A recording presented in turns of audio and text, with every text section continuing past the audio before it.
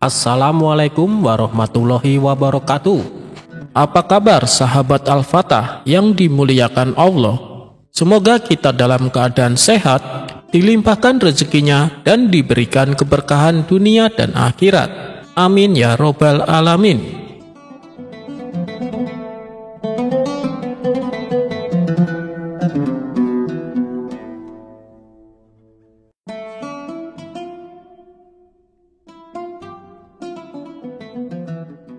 Sebuah pelajaran atau ilmu tidak menutup kemungkinan bisa kita peroleh dari siapa saja dan di mana saja. Seperti halnya yang dialami oleh Khalifah Harun, di mana ia mendapatkan pelajaran penting ketika ia sedang melaksanakan ibadah haji. Karena beliau adalah seorang raja, tentunya mendapat pengawalan ketat dan pelayanan yang eksklusif. Saat baginda raja melakukan ibadah haji, orang lain dilarang membaur bersamanya agar ibadahnya tidak terganggu. Akan tetapi, baginda raja sempat dibuat gemas oleh seorang pemuda kampung yang secara tiba-tiba selalu menyalipnya. Pemuda berpenampilan sederhana dan lebih mirip budak selalu mendahului baginda raja, padahal sebelumnya sudah dicegah oleh pengawalnya.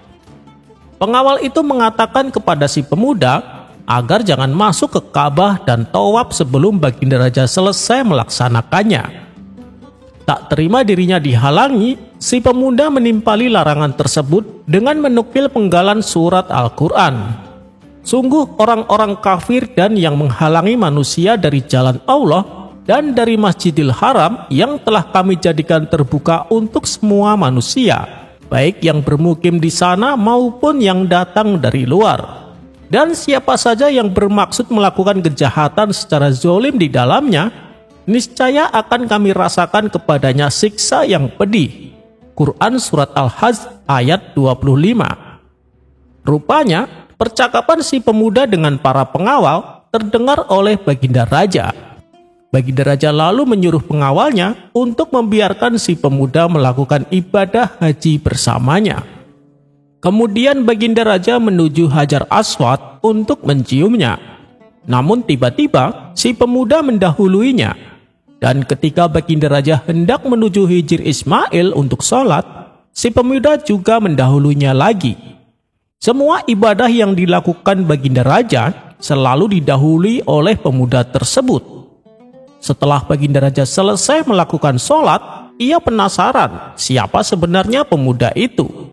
Kemudian baginda raja perintahkan pengawalnya untuk memanggil si pemuda. Akan tetapi ketika pengawalnya mendatangi si pemuda, ia justru tidak mau memenuhi panggilan baginda raja. "Aku tidak mau ke sana. Siapa yang membutuhkan suatu keperluan, harusnya ia yang datang menghadap ke sini," kata si pemuda. Para pengawal lalu memberitahu kepada baginda atas penolakan si pemuda. Terpaksa baginda raja mengalah, ia pun mendatanginya. Setelah memberi salam, baginda raja berkata kepada si pemuda, "Wahai anak muda, duduklah di sini atas perintahku." Si pemuda membalas, "Tempat ini bukan tempatku, bukan pula tempatmu. Begitu pula dengan tanah haram ini. Kita semua adalah sama. Terserah kamu, jika mau duduk, duduklah.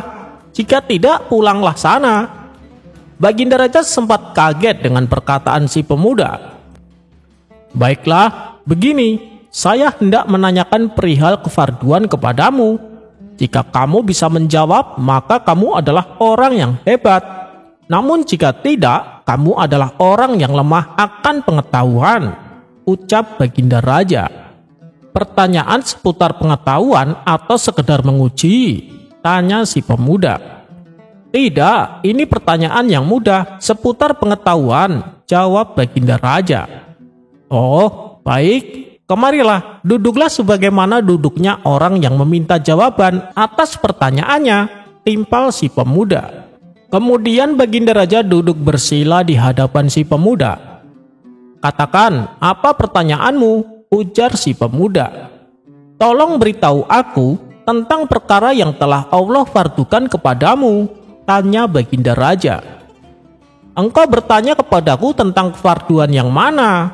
Fardu yang 1 atau yang 5? Atau yang 17? Atau yang 34? Atau yang 94? Atau yang 1 seumur hidup?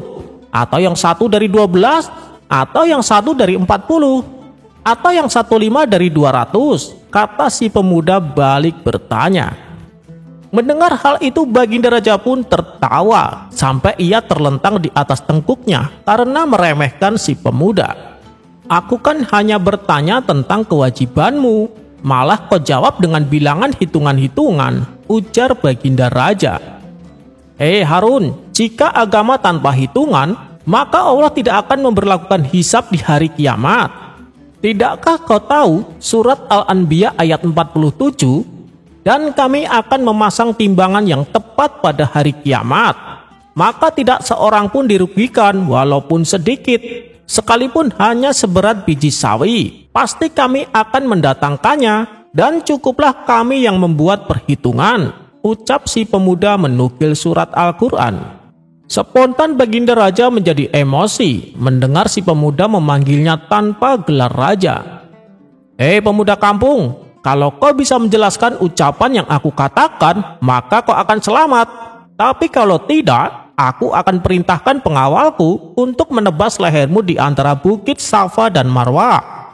Di saat emosi Baginda Raja mulai tidak terkendali, lalu salah seorang sahabat Baginda Raja berkata, "Wahai Amirul Mukminin, maafkanlah ia. Ini adalah tempat yang mulia. Semoga saja Allah memberikan petunjuk kepada dia." Pemuda itu pun tertawa terpingkal-pingkal, sehingga ia terlentang di atas tengkuknya, karena mendengar perkataan Baginda Raja dan sahabatnya. "Kenapa kau tertawa?" tanya Baginda Raja. "Aneh kalian berdua ini, aku tidak tahu di antara kalian mana yang lebih bodoh. Yang satu ingin menunda ajal yang sudah datang, dan yang satunya lagi ingin mempercepat ajal yang belum datang," jawab si pemuda. Baginda Raja hanya bisa terdiam dan mencoba menahan emosinya.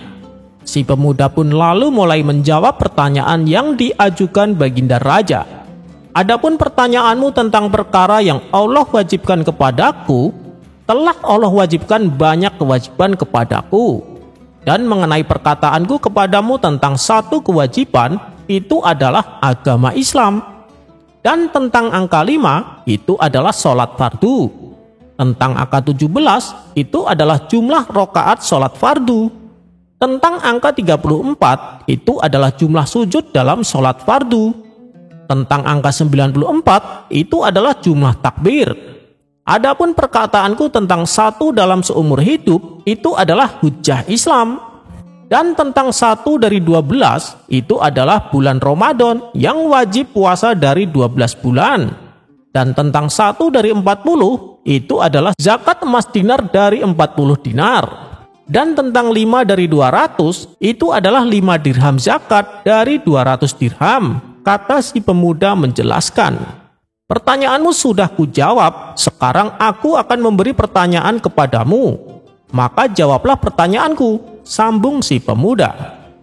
"Katakanlah apa pertanyaanmu," balas Baginda Raja. "Ada seorang laki-laki melihat perempuan pada waktu subuh, haram perempuan itu bagi laki-laki tersebut. Tapi ketika waktu duhur menjadi halal baginya. Ketika waktu asar, haram lagi baginya.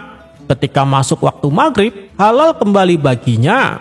Ketika masuk waktu isya, haram lagi baginya. Dan ketika masuk waktu subuh, halal kembali. Dan ketika masuk waktu duhur, haram lagi. Dan ketika masuk waktu asar, halal kembali. Ketika masuk waktu maghrib, haram kembali. Dan ketika masuk waktu isya, maka halal kembali. Bagaimana ini bisa terjadi?" tanya si pemuda. "Demi Allah, engkau telah menjebakku dengan pertanyaan-pertanyaan yang sulit, dan tidak ada yang bisa menjawab selain kamu," balas Baginda Raja.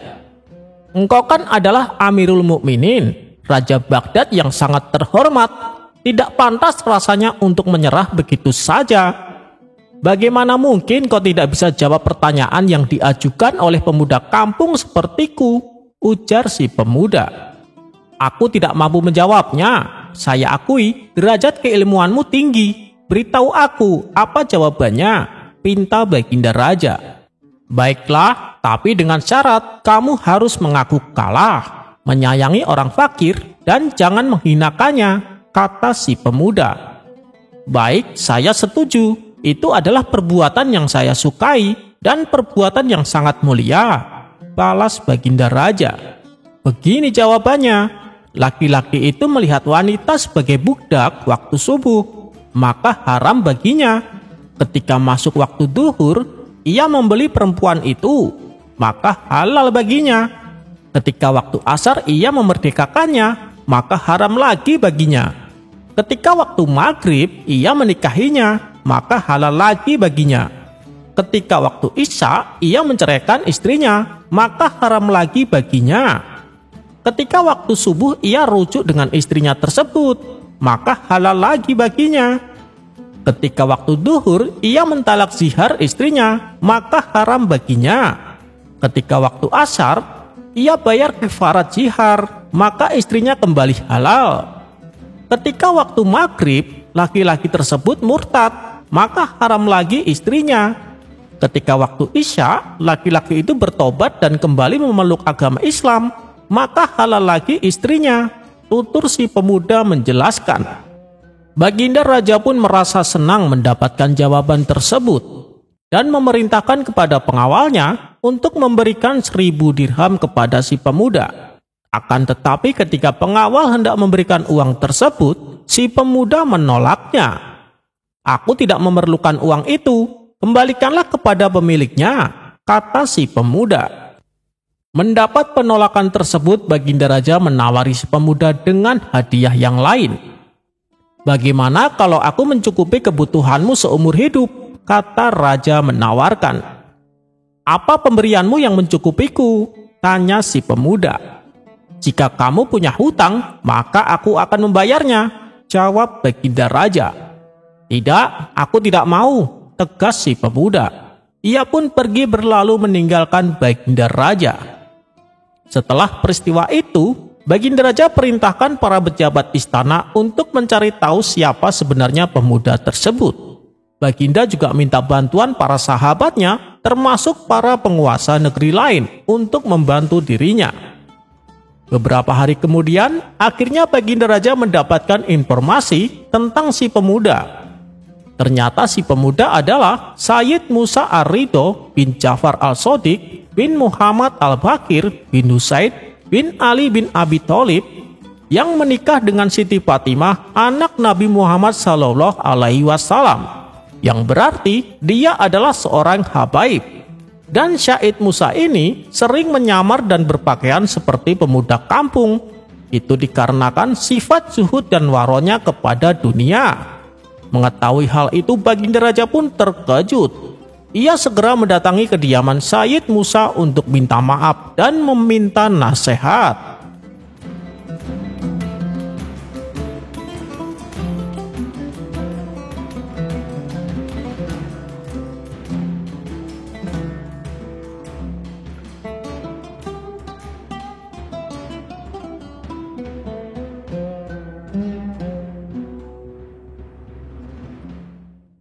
Diceritakan Abu Nawas dan sahabatnya berjalan bersama melintasi padang gurun. Sahabatnya ini bernama Abdullah. Sembari berjalan mereka saling berbincang akrab. Mungkin karena lelah berjalan, sementara rasa haus dan lapar mulai menyerang, perbincangan yang tadinya akrab berubah menjadi perdebatan dan adu argumen. Abdullah yang kesal dan emosional tiba-tiba menampar wajah Abu Nawas karena kalah berdebat. Tentu saja Abu Nawas terkejut mendapat tamparan tersebut. Sambil menahan sakit di wajahnya, Abu Nawas membuat tulisan di pasir gurun tersebut. Bunyinya adalah, "Hari ini sahabatku menampar wajahku." Seketika Abdullah menyadari akan kekhilafannya. Ia pun segera meminta maaf kepada Abu Nawas. Setelah saling damai, kedua sahabat ini melanjutkan perjalanan. Tak berapa lama kemudian, mereka melihat sebuah danau yang airnya sangat jernih. Saking bahagianya, Abu Nawas dan Abdullah berlari berlomba-lomba menuju danau tersebut. Abu Nawas yang sudah kehausan dan kepanasan, tanpa pikir panjang langsung terjun ke danau. Namun ia baru menyadari bahwa danau itu ternyata sangat dalam. Karena tidak pandai berenang, Abu Nawas hampir saja tenggelam. Abdullah yang melihat sahabatnya butuh pertolongan, cepat-cepat terjun ke danau untuk menyelamatkannya. Untunglah Abdullah pandai berenang, sehingga ia berhasil menyelamatkan Abu Nawas. Kemudian Abu Nawas dibawanya ke pinggir danau agar dapat menenangkan diri. Wajahnya yang pucat pasi dan gemetaran berangsur-angsur membaik.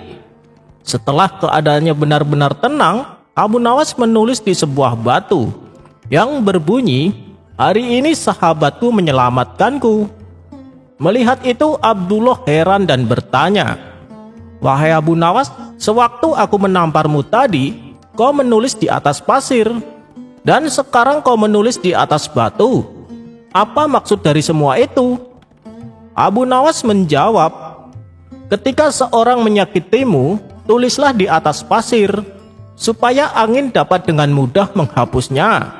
Dengan begitu, kau akan mudah memaafkannya. Tapi ketika seseorang berbuat baik kepadamu, ukirlah pada sebuah batu, sehingga angin tak akan pernah mampu menghapusnya. Dengan begitu, kau akan selalu mengingat kebaikannya." Tutur Abu Nawas.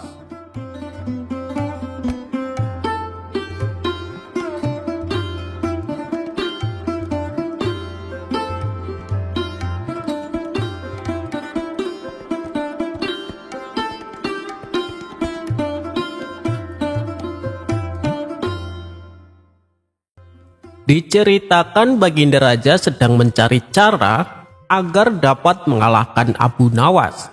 Kali ini Baginda Raja benar-benar ingin menghukum Abu Nawas, karena memang akhir-akhir ini Abu Nawas sering membuat malu Baginda Raja, bahkan di hadapan rakyatnya sendiri. Siasat apa ya supaya Abu Nawas bisa terjebak? Pikir Baginda Raja dalam hati. Untuk beberapa lama Baginda Raja masih belum menemukan caranya. Akhirnya ia pun terpaksa meminta bantuan dari para menteri-menterinya. Tapi dari sekian banyak usulan para menterinya, tidak ada satupun yang menurut Baginda Raja berbobot. Tipuan yang kalian usulkan sangat mudah dipecahkan. Jangankan Abu Nawas, saya sendiri bisa dengan mudah menebaknya, ujar Baginda Raja merasa tak puas. Tiba-tiba penasehat kerajaan berkata, "Ampun Paduka yang mulia, bukankah Paduka mempunyai batu lumpang yang retak? Suruh saja Abu Nawas menjahitnya." Mendengar itu Baginda Raja langsung kegirangan. "Usulanmu bagus juga, saya setuju dengan ide kamu. Cepat panggil Abu Nawas kemari," titah Baginda Raja. Singkat cerita, datanglah Abu Nawas menghadap Baginda Raja. "Ampun beribu ampun Paduka yang mulia, ada gerangan apa Paduka memanggil hamba?" tanya Abu Nawas. "Begini Abu Nawas, saya ada tugas baru untuk kamu," jawab Baginda Raja. "Kalau boleh tahu tugas apakah itu, wahai Paduka yang mulia?" tanya Abu Nawas kembali. "Begini, saya punya lumpang yang terbuat dari batu, tapi sayang lumpang tersebut kini retak dan terbelah jadi dua. Saya ingin kamu menjahit batu lumpang itu agar menyatu kembali," tutur Baginda Raja. Tubuh Abu Nawas mendadak berkeringat mendengar perintah tersebut. Wajahnya langsung berubah menjadi pucat. "Jebakan apa lagi ini? Mana ada batu bisa dijahit?" gerutu Abu Nawas dalam hati. "Wahai Abu Nawas, kenapa kamu malah bengong? Saya kasih waktu sehari. Kalau kamu tidak bisa, kamu akan mendapat hukuman," gertak Baginda Raja. "Sekarang kamu pulang dan bawa batu lumpang yang retak ini," titah Baginda Raja. Setelah itu, Abu Nawas pun pamit untuk kembali ke rumahnya. Setibanya di rumah, Abu Nawas langsung pergi mengumpulkan batu-batu kecil yang serupa dengan batu lumpang tersebut. Dan keesokan harinya, Abu Nawas pergi menuju istana dengan membawa batu-batu kecil dan lumpang batu milik Baginda Raja. Setelah sampai di kerajaan, Baginda Raja langsung bertanya, "Wahai Abu Nawas, apakah lumpang batunya sudah dijahit?" "Mohon ampun Paduka yang mulia, saya sudah mengumpulkan batu-batu kecil yang sama persis jenisnya dengan lumpang batu milik Paduka. Dan saya minta tolong kepada Paduka untuk memilih serat dari batu-batu kecil yang saya kumpulkan. Setelah itu saya akan menjahit batu lumpang milik Baginda," jawab Abu Nawas. "Apa-apaan ini? Siapa juga yang dapat membuat batu sekecil ini menjadi benang?" bentak Baginda Raja. "Ampun Paduka, tapi lumpang batu milik Paduka tidak bisa dijahit dengan benang biasa. Lumpang batu itu harus dijahit dengan benang-benang yang terbuat dari batu," ujar Abu Nawas. Mendengar penjelasan Abu Nawas, Baginda Raja pun tak bisa berbuat apa-apa. "Kamu memang cerdik Abu Nawas," batin Baginda Raja dalam hati. Dengan terpaksa, Baginda Raja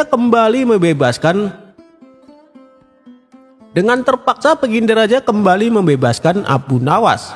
Abu Nawas pun lolos dari hukuman, meskipun dia tidak menyelesaikan tugas mustahil yang diberikan dari Baginda Raja.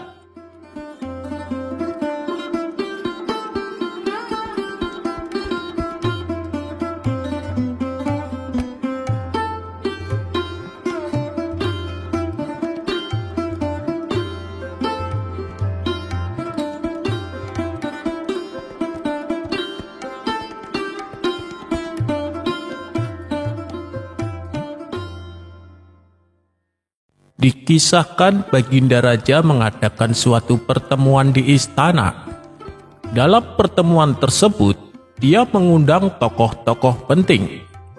Di antaranya adalah para sastrawan, para penyair, dan beberapa tokoh penting lainnya. Tak lupa Abu Nawas juga turut serta diundang. Ketika pertemuan dimulai, Baginda Raja meminta setiap tamu untuk menyajikan puisi atau cerita pendek yang menghibur. Para penyair mulai membacakan puisinya yang berisikan pujian kepada Baginda Raja. Begitu juga dengan para sastrawan. Ia membuat untaian kalimat pujian yang ditunjukkan kepada rajanya. Ketika giliran Abu Nawas tiba, ia berdiri di depan banyak orang dengan memasang wajah serius. Untuk sesaat Abu Nawas terdiam, yang membuat semua mata tertuju kepadanya. Tidak seperti tamu-tamu undangan lainnya yang membacakan sebuah syair pujian, Abu Nawas justru bercerita tentang kucing dan tikus. Suatu hari, seekor kucing mengejar tikus di sekitar istana Paduka yang megah. Tikus itu lari ke sana kemari, dan akhirnya masuk ke ruangan Paduka, di mana di tempat itu terdapat harta karun yang tersembunyi. Kucing itu lalu mengikuti tikus tersebut. Ia pun menemukan harta karun yang luar biasa. Baru beberapa kalimat diucapkan, Abu Nawas sengaja kembali terdiam. Hal ini membuat orang-orang yang hadir jadi penasaran dengan kelanjutannya, termasuk Baginda Raja sendiri. "Lalu apa yang terjadi selanjutnya?" tanya Baginda Raja. Sayang sekali, kucing itu terlalu sibuk dengan harta karun, sehingga ia lupa bagaimana cara keluar dari ruangan itu. Kucing itu akhirnya ditangkap oleh penjaga istana dan dimasukkan ke dalam kurungan. Untuk kedepannya, sebaiknya Baginda Raja perlu berhati-hati ketika akan memelihara kucing, kata Abu Nawas melanjutkan. Setelah mendengar cerita pendek tersebut, Baginda Raja bertepuk tangan dan memberi Abu Nawas sebuah hadiah. Kemudian ia pun dipersilakan untuk pulang. Ketika Abu Nawas telah meninggalkan istana, para penyair dan sastrawan heran dengan sikap Baginda Raja. "Ampun Paduka yang mulia, saya kira cerita yang dibawakan Abu Nawas tidak ada istimewanya sama sekali. Tapi kenapa Paduka memberinya hadiah? Tanya salah satu dari mereka. Baginda Raja kemudian menjelaskan, di balik ceritanya yang sederhana mengandung nasihat sekaligus berupa pujian. Kucing yang dimaksud Abu Nawas ibarat seorang menteri, yang mana menteri tersebut awalnya ingin menangkap para pejabat yang korupsi. Tapi begitu kucing diajak masuk ke dalam gudang yang penuh harta, ia jadi lupa dengan niat menangkap tikus. Ia terlena dan terjebak oleh harta yang berlimpah, yang pada akhirnya ia sendiri yang tertangkap karena ketahuan korupsi. Dalam cerita tersebut, Abu Nawas memuji atas tindakan sikap yang saya lakukan. Memang belakangan ini beberapa menteri telah saya jatuhi hukuman lantaran ketahuan korupsi. Di akhir ceritanya, Abu Nawas juga sempat menasehati agar lebih berhati-hati ketika saya mengangkat menteri yang baru. Setelah mendengar penjelasan Baginda Raja, mereka semua pun memuji akan kecerdasan Abu Nawas.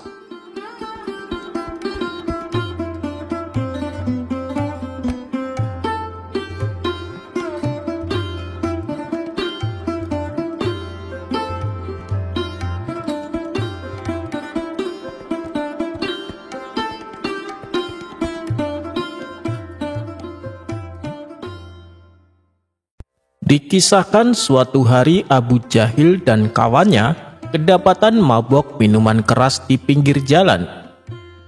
Beberapa prajurit kerajaan langsung menangkapnya dan dibawa ke hadapan Baginda Raja. Abu Nawas yang kebetulan melintas di tempat itu juga ikut ditangkap oleh pengawal kerajaan. Mereka mengira Abu Nawas ikut serta bersama tongkrongan Abu Jahil. "Hei, ada apa ini? Kenapa saya tiba-tiba ditangkap?" protes Abu Nawas. "Pokoknya kamu harus ikut kami. Kalau kamu mau membela diri, silahkan katakan di pengadilan," jawab si pengawal. Singkat cerita, ketiganya pun dibawa ke istana dan dihadapkan kepada Baginda Raja. Melihat pengawalnya menangkap Abu Jahal dan kawannya, juga Abu Nawas, membuat Baginda Raja terkejut. Pengawal, kenapa kalian menangkap mereka?" tanya Baginda Raja. "Ampun Paduka yang mulia, mereka bertiga telah melakukan kesalahan," jawab para pengawal. "Kesalahan? Kesalahan apa? Apa yang mereka perbuat?" tanya Baginda Raja kembali. "Begini Paduka, kami mendapati mereka tengah mabuk-mabukan di pinggir jalan, lalu kami langsung menangkapnya," jawab para pengawal. "Baiklah, kita bawa mereka ke ruang pengadilan," balas Baginda Raja. Setelah di ruang pengadilan, ketiga orang ini ditanya oleh Baginda Raja. "Apa benar yang dikatakan pengawalku? Kalian bertiga kedapatan mabuk minuman keras." Dengan wajah ketakutan, Abu Jahil berkata, "Benar Paduka yang mulia," jawab Abu Jahil. "Kamu juga Abu Nawas, kenapa sih kamu selalu saja bikin masalah?" tanya Baginda Raja. Mendengar itu, Abu Nawas tidak terima dengan tuduhan tersebut. "Ampun Paduka yang mulia, Abu Jahil dan kawannya memang mabuk-mabukan, tapi saya tidak bersama mereka. Waktu itu, saya hanya kebetulan melintas di tempat itu, tapi saya malah ikut ditangkapnya," kata Abu Nawas membela diri. Untuk membuktikan ucapan Abu Nawas, Baginda Raja lalu mendekati mereka bertiga. Seketika Baginda Raja mencium bau aroma minuman keras dari mulut Abu Jahal dan kawannya, sedangkan mulut Abu Nawas sama sekali tidak tercium. "Dari kalian bertiga, hanya Abu Nawaslah yang tidak bau minuman arak. Maka dari itu Abu Nawas saya bebaskan," tutur Baginda Raja. Abu Jahil yang memang tidak suka dengan Abu Nawas tak ingin menyia-nyiakan kesempatan untuk memfitnah Abu Nawas. Ia ingin supaya Abu Nawas juga ikut dihukum serta bersamanya. "Paduka yang mulia, Abu Nawas memang tidak ikut minum, tapi dialah yang memberikan kami minuman," kata Abu Jahil berbohong. "Hei Abu Jahal, kau jangan fitnah," teriak Abu Nawas emosi. Kalau Paduka tidak percaya, tanya saja sama kawanku ini, timpal Abu Jahil sambil memberi kode kepada kawannya supaya mengiyakan ucapannya. Benar Paduka yang mulia, Abu Nawaslah yang telah membelikannya, timpal kawannya Abu Jahil. Kalian berdua sekongkol untuk memfitnahku ya, bentak Abu Nawas bertambah emosi. Melihat perdebatan mereka bertiga, Baginda Raja pun melerainya. Sudah. Wahai Abu Nawas, apa benar yang dikatakan Abu Jahil? Tanya Baginda Raja. Demi Allah Paduka yang mulia, yang dikatakan Abu Jahil adalah fitnah, jawab Abu Nawas. Mendengar pembelaan Abu Nawas tersebut, Baginda Raja percaya betul bahwa Abu Nawas memang tidak bersalah. Tapi untuk kali ini, Baginda Raja berpura-pura tidak tahu. Beliau sengaja ingin menguji Abu Nawas. Bagaimana caranya ia bisa lolos dari hukuman yang akan ia hadapi? Wahai Abu Nawas, kamu tidak bisa mengelak karena mereka berdua telah bersaksi bahwa kamulah yang membelikan mereka minuman keras. Maka dari itu, kamu juga harus ikut dihukum, kata Baginda Raja memutuskan. Mendengar keputusan tersebut, Abu Jahil girang bukan kepalang. Rasain kamu Abu Nawas, kamu akan merasakan hukuman seperti kami, kata Abu Jahil dalam hati. Baginda Raja lalu memberi hukuman masing-masing 50 cambukan di punggung. Sementara Abu Nawas hanya bisa pasrah atas hukuman yang akan ia terima. Sebelum kalian bertiga dihukum, masing-masing dari kalian saya beri satu permintaan. Silahkan sebutkan permintaan kalian, ucap Baginda Raja. Kawan Abu Jahil berkata, ampun Paduka yang mulia, saya minta punggung belakang saya diikat satu bantal, pinta kawan Abu Jahil. Baik, saya turuti permintaanmu. Saya akan bawakan 3 bantal untuk kalian bertiga, balas Baginda Raja. Maka diikatlah satu bantal di punggungnya kawan Abu Jahil, dan hukuman pun mulai dilaksanakan. Karena saking kerasnya cambukan, baru 10 kali cambukan, tali bantal terlepas bersama bantalnya. Punggung kawan Abu Jahil menjadi sasaran cambukan selanjutnya. Ia pun berteriak kesakitan dan akhirnya pingsan setelah 50 kali cambukan. Kini giliran Abu Jahil yang akan mendapat hukuman. Sejenak Abu Jahil terdiam. Aku akan minta 2 bantal sekaligus supaya Abu Nawas tidak kebagian, pikir Abu Jahil.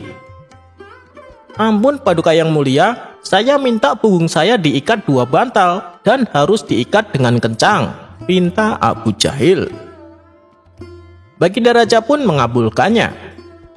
Ketika hukumannya mulai dilaksanakan, Abu Jahil merasa senang karena tubuhnya tidak kesakitan dan tidak mengalami luka-luka. Hingga sampai 50 cambukan selesai, kedua bantal tersebut masih terikat dengan kencang di punggungnya. Hukuman untuk Abu Jahil pun berakhir. Ia tersenyum puas karena tidak merasakan sakit sama sekali. Sekarang giliran Abu Nawas. Ia juga ditawari satu permintaan oleh Baginda Raja. Apa permintaanmu Abu Nawas? Tanya Baginda Raja. Awalnya, ia ingin meminta punggungnya diikat bantal. Tapi ketika bantal tersebut sudah robek dan rusak.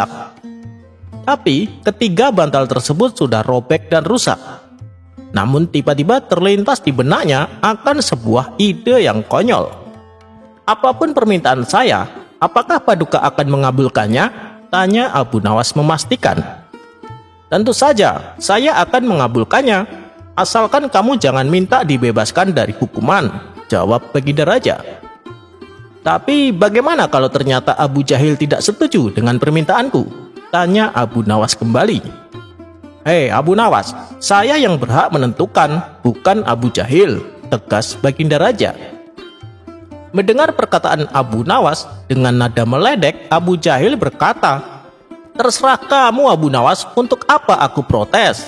Kata Abu Jahil sambil tertawa. Nah, kamu dengar sendiri kan Abu Nawas? Abu Jahil tidak keberatan dengan permintaanmu, kata Baginda Raja. Sekarang sebutkan, apa permintaanmu? Tanya Baginda Raja melanjutkan. "Baginda Raja, saya minta Abu Jahil diikat dengan kencang di punggung saya," pinta Abu Nawas. Mendengar itu, Abu Jahil terkejut bukan main. "Apa-apaan kau Abu Nawas, saya tidak mau," teriak Abu Jahil yang tiba-tiba emosi. "Hei Abu Jahil, sayalah yang berhak menentukan, dan sesuai janji saya, apapun permintaan Abu Nawas akan aku kabulkan," bentak Baginda Raja. Akhirnya, dengan terpaksa, Abu Jahil merelakan tubuhnya diikat di belakang punggung Abu Nawas. Saat hukuman mulai dilaksanakan, dari cambukan pertama sampai cambukan terakhir, Abu Jahil terus berteriak karena kesakitan. Setelah hukuman Abu Nawas berakhir, Abu Jahil terlihat pingsan, dan ketika tali ikatannya dilepas, Abu Jahil pun langsung jatuh tersungkur ke tanah. Sedangkan Abu Nawas masih tetap berdiri. Abu Nawas pun lalu pergi meninggalkan istana dengan wajah cengengesan. Sementara Baginda Raja memuji akan kecerdikan Abu Nawas, sebab Abu Nawas bukan hanya bisa lolos dari hukuman, tapi ia juga bisa membuat Abu Jahil mendapatkan hukuman atas perbuatannya.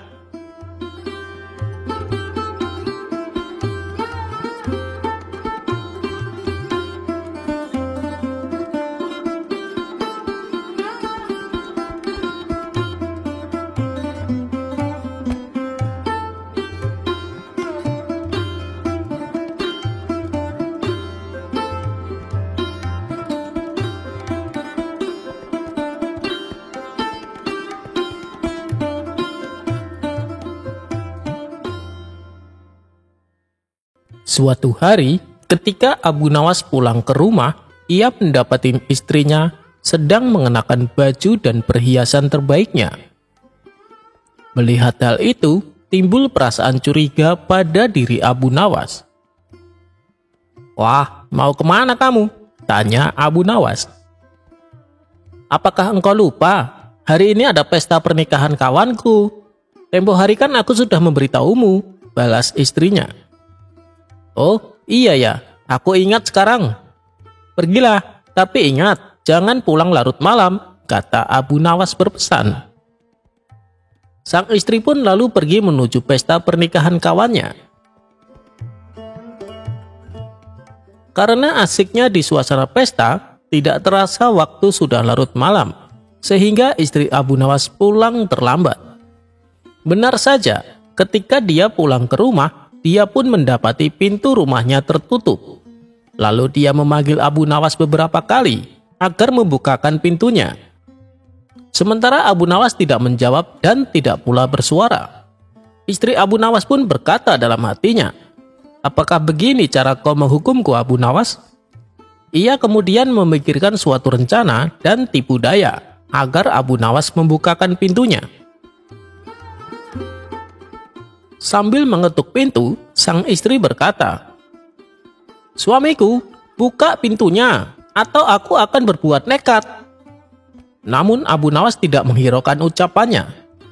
"Kalau kau masih tidak membukakan pintu, aku akan menjatuhkan diri dari atas tangga, dan aku akan mengaku jika engkaulah yang mendorongku," ancam istrinya berteriak. Abu Nawas tetap saja tidak menghiraukan ucapannya. Selang beberapa saat, Abu Nawas mendengar suara terjatuh. Gubrak! Dia mengira istrinya benar-benar menjatuhkan diri dari atas lantai. Abu Nawas pun segera membuka pintu dan berjalan menuruni tangga. Dan ketika sampai di bawah, dia hanya menjumpai sebuah batu besar. "Dia mencoba mengelabuiku," pikir Abu Nawas. Abu Nawas pun segera naik kembali. Tapi ketika akan memasuki rumah, pintunya sudah dalam keadaan tertutup. Ternyata saat Abu Nawas turun, istrinya dengan sigap masuk ke dalam rumah dan mengunci pintunya. "Buka pintunya, aku tahu kau di dalam," teriak Abu Nawas. Namun tak ada jawaban dari dalam rumah. Abu Nawas pun terus mengetuk pintu beberapa kali dan kembali berteriak, "Istriku, jika kau tidak membukakan pintu, aku akan bunuh diri," kata Abu Nawas mengancam. Tiba-tiba dari dalam rumah sang istri berteriak, "Hai orang-orang, lihatlah suamiku, selalu pulang larut malam. Tiap malam kerjaannya cuma begadang." Mendengar teriakan tersebut, Abu Nawas menjadi panik. "Istriku, apa yang kau lakukan? Kau gila ya? Kamu membangunkan orang-orang dari tidurnya hanya untuk membalas dendam. Allah mengetahui bahwa aku tidak bersalah. Buka pintunya sekarang," kata Abu Nawas kesal. Sang istri malah berteriak semakin keras. "Tolong, tolong, suamiku akan merobohkan pintu. Dia juga akan memukulku. Tolong selamatkan aku." Mendengar ada kegaduhan, para tetangga langsung keluar mendatangi rumah Abu Nawas. Mereka melihat Abu Nawas sedang berdiri di depan pintu rumahnya yang tertutup. Melihat kehadiran mereka, tentu saja membuat Abu Nawas menjadi malu. "Kamu ini kenapa sih Abu Nawas? Sudah pulang larut malam, malah mau memukul istrimu. Kamu sekarang sudah berubah Abu Nawas," kata para tetangganya. "Iya, saya minta maaf telah mengganggu waktu istirahat kalian," balas Abu Nawas. Abu Nawas pun terpaksa tidur di luar rumah. Niatnya mau memberi hukuman kepada sang istri karena pulang larut malam, malah dia yang kena dikerjain oleh sang istri.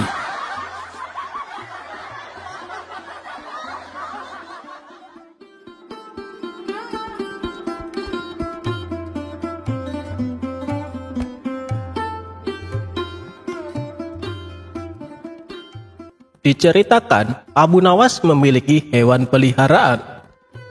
Di samping memiliki keledai sebagai tunggangannya, ia juga memelihara seekor kambing yang sangat gemuk dan besar. Tak pernah terlintas di benak Abu Nawas untuk menyembelihnya. Ia lebih menyukai kambingnya sebagai hewan peliharaan. Pada suatu hari, kawan-kawan Abu Nawas datang berkunjung ke rumahnya. Saat memasuki halaman rumah, mereka melihat kambing peliharaan Abu Nawas yang diikat di samping rumah. Abu Nawas menyambut hangat kawan-kawannya itu, dan setelah mengobrol, salah satu kawannya berkata kepada Abu Nawas, "Kambing punyamu hebat sekali Abu Nawas, gemuk dan sehat. Bagaimana kalau kita berpesta dan sembelih saja kambing itu?" usul kawan lainnya.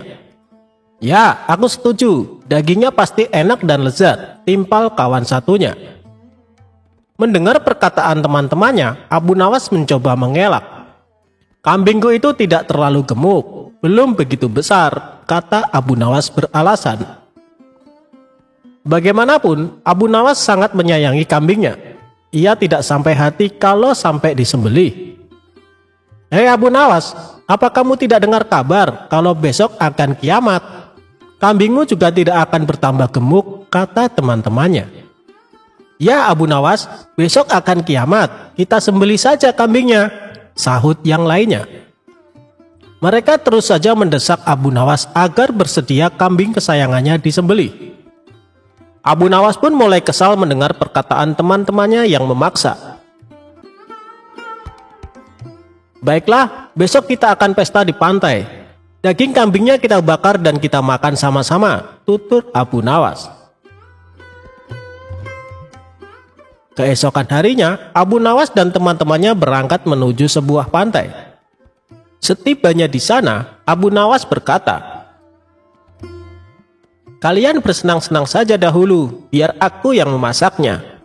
Mendengar itu, teman-temannya kegirangan dan mereka segera melepas baju untuk berenang di tepian pantai. Saat mereka tengah berenang, diam-diam Abu Nawas mengambil baju semua temannya. Abu Nawas pun mulai menyembelih kambing dan mengulitinya. Lalu ia membakar semua baju temannya untuk memanggang daging kambing tersebut. Selesai berenang, teman-temannya kebingungan mencari baju. "Hei Abu Nawas, kamu melihat baju kami tidak?" tanya temannya. "Oh iya, tadi aku waktu kesini lupa membawa kayu bakar. Sebagai gantinya, aku bakar baju kalian untuk memanggang daging kambing ini," ujar Abu Nawas. "Kamu gila ya Abu Nawas? Masa kami pulang dalam keadaan telanjang?" ucap mereka. "Percayalah padaku, kalian sudah tidak akan membutuhkan baju, karena kata kalian hari ini akan kiamat bukan?" timpal Abu Nawas. Teman-temannya hanya bisa bengong mendengar jawaban Abu Nawas. Mereka tak mungkin memarahi Abu Nawas, karena yang dilakukan Abu Nawas akibat perkataan mereka sendiri. Setelah selesai makan, mereka terpaksa pulang tanpa memakai baju. Dan di sepanjang perjalanan, mereka ditertawakan oleh para warga yang melihatnya.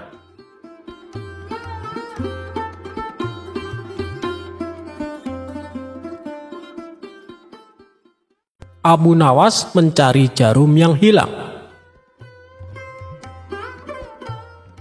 Alkisah, pada suatu hari, Abu Nawas mencari sesuatu di halaman rumahnya yang penuh dengan pasir. Ternyata Abu Nawas mencari jarum.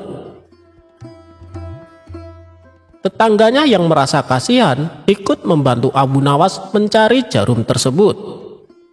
Tetapi selama 1 jam lebih mereka mencari jarum tersebut, tidak juga mereka temukan. Kemudian tetangganya bertanya kepada Abu Nawas, "Wahai Abu Nawas, kira-kira di mana engkau menjatuhkan jarum itu?" Tanya tetangga itu. "Jarumnya sih jatuh di dalam rumah," jawab Abu Nawas. "Loh, maksudnya bagaimana? Kalau jarum itu jatuh di dalam rumah, mengapa engkau mencarinya di luar rumah?" Tanya tetangga tersebut keheranan.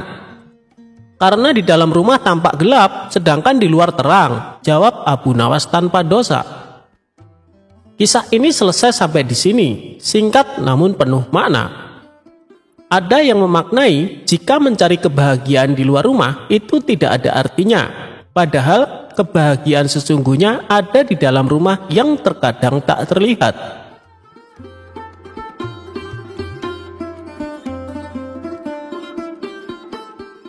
Hidup bertetangga kadang ada yang suka dan ada yang kurang suka dengan kita. Itulah yang dialami Abu Nawas. Meskipun dikenal suka menolong, ada saja orang yang tidak suka dengan sosok cerdas dan humoris ini. Sebut saja namanya Abu Jahal. Entah kenapa dia sangat membenci Abu Nawas. Abu Jahal selalu mencari celah untuk memfitnah Abu Nawas, akan tetapi usahanya selalu gagal. Tentu saja hal ini membuat Abu Jahal makin benci kepada Abu Nawas. Sampai pada suatu ketika, Abu Jahal mempunyai rencana yang licik. Dia akan menjebak Abu Nawas supaya namanya menjadi buruk di mata masyarakat. Esok harinya Abu Jahal mulai mengatur strategi. Ia pergi ke pasar untuk membeli sandal. Sandal yang ia beli sama persis dengan kepunyaan Abu Nawas. Abu Jahal juga membayar orang suruhan untuk mengambil keledainya sendiri pada malam hari. Setelah malam tiba, Abu Jahal mulai menjalankan aksinya. Dia sengaja menaruh keledainya di depan rumah dan meletakkan sandal yang sama persis dengan sandal Abu Nawas di halaman rumahnya. Tidak lama kemudian, datanglah orang bayaran Abu Jahal untuk mengambil keledai di depan rumahnya. Setelah orang bayarannya sudah benar-benar menghilang, Abu Jahal mendadak berteriak, "Maling! Maling! Keledaiku dicuri maling!" teriak Abu Jahal pura-pura panik. Sontak teriakan Abu Jahal mengundang perhatian para tetangganya. Mereka lalu berduyun-duyun mendatangi rumah Abu Jahal. "Ada apa Abu Jahal?" tanya salah satu tetangganya. "Keledaiku dicuri maling, tapi malingnya sempat aku pergoki," jawab Abu Jahal. "Kamu berhasil mengenali wajahnya Abu Jahal?" tanya tetangga yang lain. "Enggak sih, karena waktu aku mergoki, malingnya langsung panik dan lari terbirit-birit sampai meninggalkan sandalnya," kata Abu Jahal sambil menunjukkan sandal di halamannya. "Loh, ini kok seperti sandal Abu Nawas? Tapi masa iya sih Abu Nawas mencuri keledaimu?" ujar tetangganya tidak percaya. "Ya, namanya orang lagi kilap, apapun pasti dilakukannya. Apalagi sekarang Abu Nawas sudah lama tidak diberi hadiah baginda raja. Pastinya dia tidak punya uang lagi untuk beli makanan," ucap Abu Jahal memprovokasi. Akibat hasutan Abu Jahal ini, para warga mulai tersulut emosinya. Abu Nawas yang sedang asik tidur di rumahnya langsung dipaksa dan diarak warga menuju istana. "Ada apa ini? Apa yang kalian lakukan?" tanya Abu Nawas bingung. "Sudah, kamu diam saja, kamu harus mempertanggungjawabkan perbuatanmu," tegas Abu Jahal. Dalam hati, Abu Jahal berkata, "Kali ini aku berhasil menjebakmu, Abu Nawas." Ia pun tersenyum jahat kepada Abu Nawas. Setibanya di istana, Baginda Raja kaget ada rombongan warga datang. Terlebih lagi, di situ ada Abu Nawas dengan kondisi tangan terikat. "Ada apa ini? Kenapa malam-malam datang kemari?" tanya Baginda Raja. "Ampun Paduka yang mulia, hamba mau melaporkan keledai hamba dicuri Abu Nawas," jawab Abu Jahal. Abu Nawas yang mendengar pengaduan Abu Jahal hanya terdiam. Ia menunggu saat yang tepat untuk membongkar kedok Abu Jahal. "Memangnya kamu punya buktinya, Abu Jahal? Apakah keledaimu ada di rumah Abu Nawas?" tanya Baginda Raja. "Keledainya memang tidak ada di rumah Abu Nawas. Bisa saja dia menaruhnya di tempat lain, Paduka yang mulia. Tapi saya punya bukti yang lain," ucapnya. "Coba tunjukkan bukti yang kamu punya, Abu Jahal," perintah Baginda Raja. Ia lalu menunjukkan sandal yang mirip dengan milik Abu Nawas. "Ini buktinya, Paduka yang mulia. Waktu hamba memergoki, Abu Nawas lari terbirit-birit sampai meninggalkan sandalnya di halaman rumah hamba," tutur Abu Jahal. "Apa benar itu sandal kamu, Abu Nawas?" tanya Baginda Raja kepada Abu Nawas. "Bukan, Baginda Raja, tapi sandal itu memang mirip dengan sandal hamba," jawab Abu Nawas. "Kamu jangan coba mengelak, Abu Nawas. Jelas-jelas itu sandalmu," bentak Abu Jahal. Sudah. Berikan saja sandal itu kepadaku," pinta Baginda Raja kepada Abu Jahal. Setelah Abu Jahal memberikan sandal tersebut, Baginda Raja lalu memanggil Abu Nawas. "Abu Nawas, kemarilah. Coba pakai sandal ini," perintah Baginda Raja. Setelah dicoba, sandal yang dibawa Abu Jahal tidak muat di kaki Abu Nawas. Melihat hal itu, Abu Jahal mulai belingsatan, mukanya pucat, dan keringat dingin mulai keluar dari tubuhnya. "Ini jelas-jelas bukan sandal Abu Nawas. Kamu jangan menuduh orang sembarangan. Atau jangan-jangan kamu ingin memfitnah Abu Nawas?"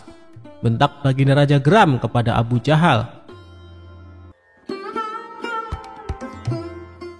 Dengan mulut terbata-bata, Abu Jahal menjawab, "Maaf Paduka yang mulia, hamba kira itu sandalnya Abu Nawas." Ternyata Abu Jahal salah perhitungan saat membeli sandal yang mirip dengan sandal Abu Nawas. Abu Jahal tidak mencocokkan dengan ukuran kaki Abu Nawas. Di saat Abu Jahal mulai terbongkar rencana busuknya, Abu Nawas langsung melancarkan aksinya. "Begini Paduka yang mulia, sebenarnya Abu Jahal sudah berulang kali mencoba berbuat jahat, tapi rencananya selalu bisa hamba gagalkan," ungkap Abu Nawas. Perkataan Abu Nawas ini juga dibenarkan oleh para warga. "Benar Baginda, benar apa yang dikatakan Abu Nawas.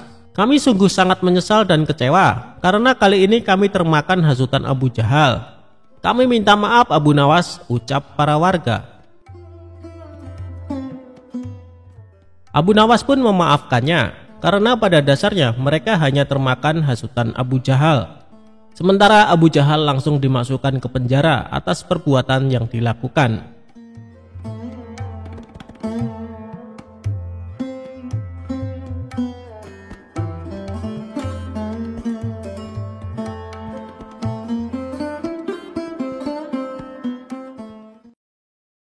Kisah Abu Nawas pindahkan istana raja ke puncak gunung. Abu Nawas mendapatkan tugas berat dari Raja Harun ar-Rasyid, yakni disuruh memindahkan istana kerajaan dalam waktu yang sangat singkat. Apalagi sang raja kali ini yakin akan mengalahkan kecerdikan Abu Nawas yang sudah dikenal banyak orang. "Panggil ke sini Abu Nawas. Kasih tahu waktu dia 1 bulan untuk memindahkan istana ini ke puncak gunung. Jika tidak berhasil, maka akan aku hukum," ucap Baginda Raja. Prajurit istana yang diutus langsung menuju rumah Abu Nawas dan memberitahu permintaan raja.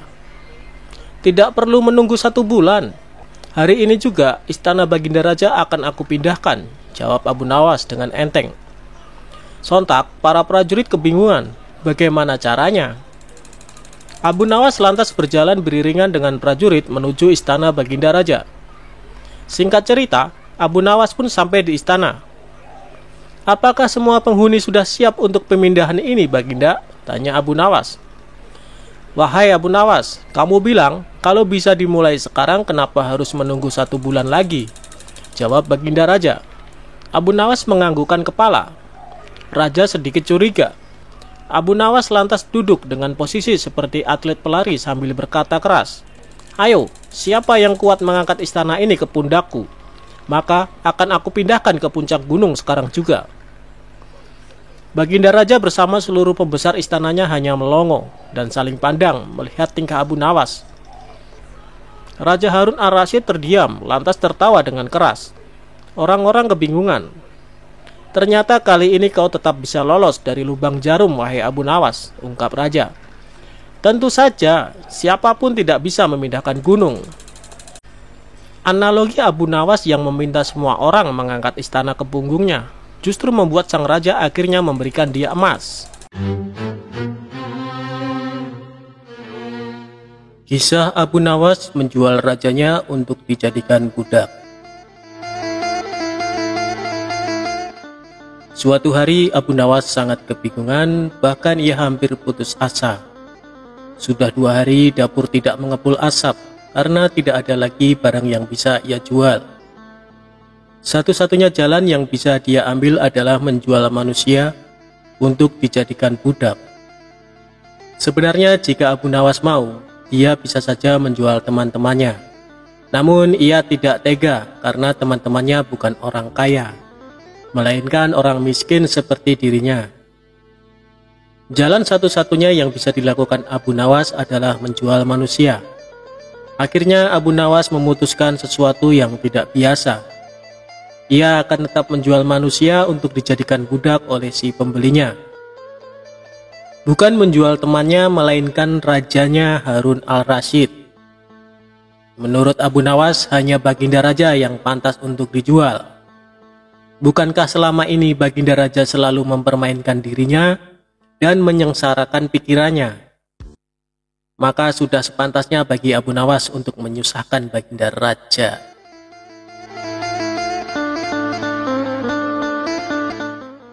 Abu Nawas mencari cara agar bisa menjual Baginda Raja Harun Al-Rasyid. Ia pun mendapat ide dan menjumpai sang raja.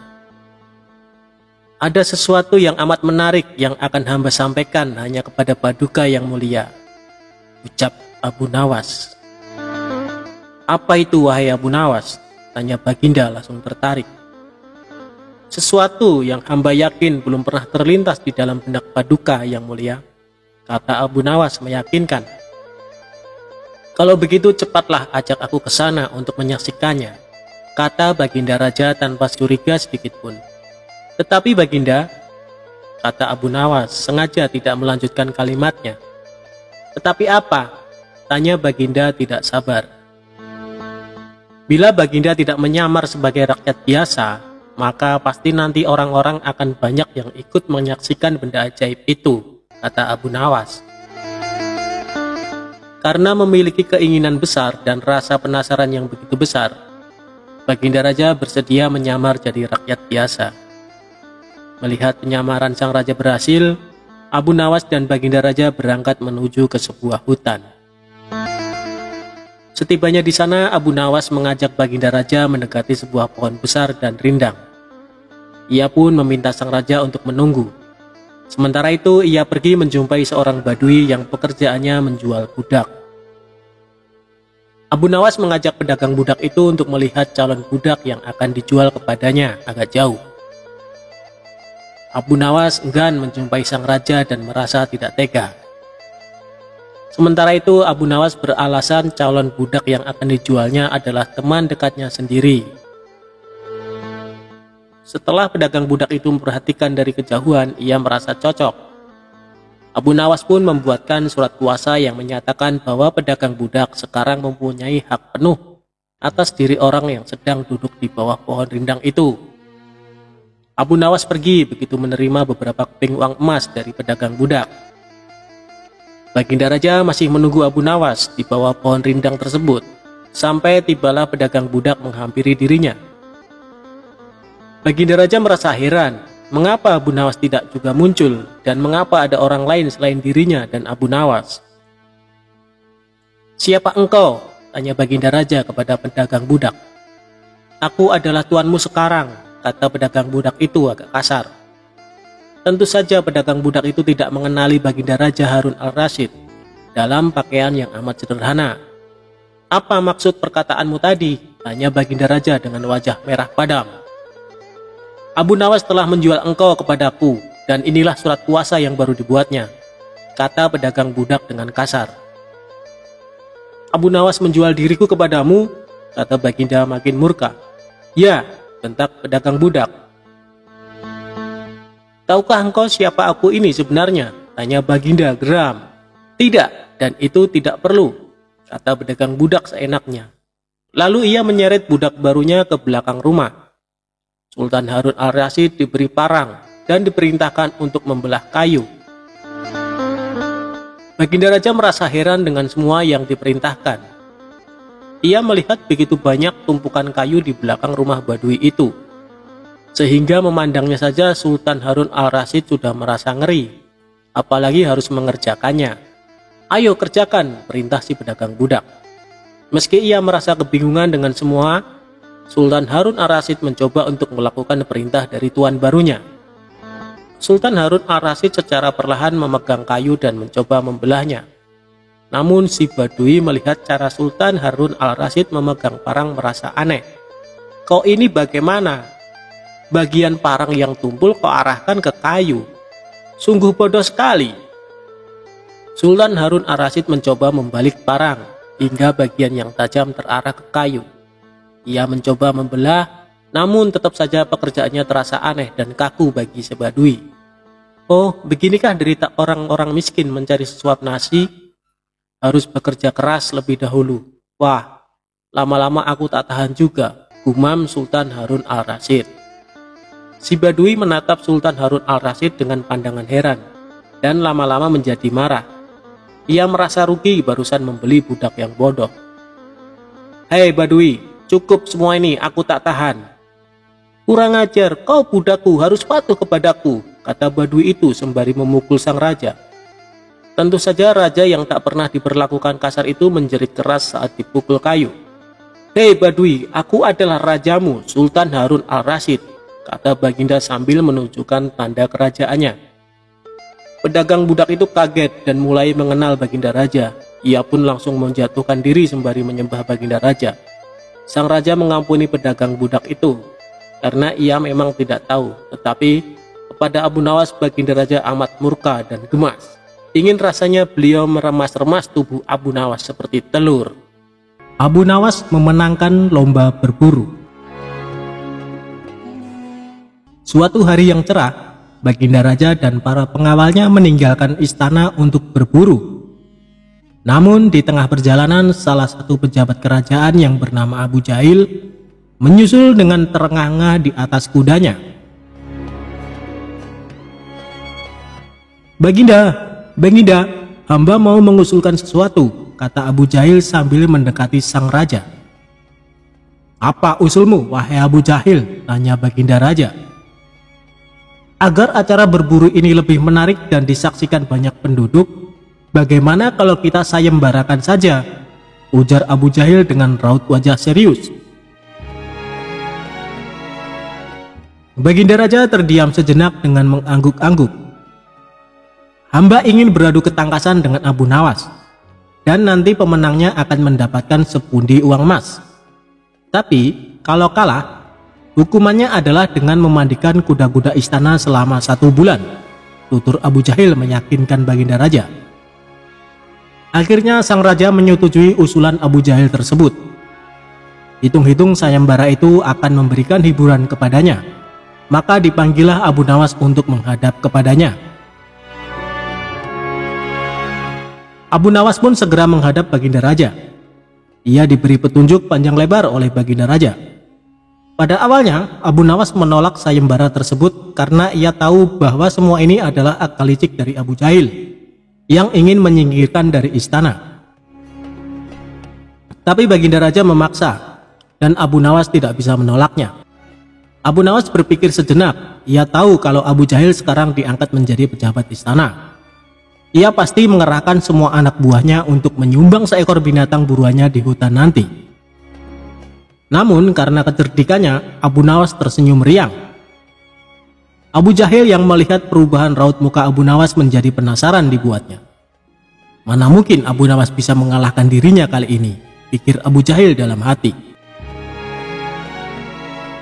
Akhirnya, Baginda mengiring mereka ke tengah alun-alun istana. Raja dan seluruh rakyat menunggu siapa yang akan menjadi pemenang dalam lomba berburu. Terompet tanda mulai adu ketangkasan pun telah ditiup. Abu Jahil segera memacu kudanya secepat kilat menuju hutan belantara. Anehnya, Abu Nawas justru sebaliknya. Ia dengan santai menaiki kudanya, sehingga para penonton banyak yang berteriak.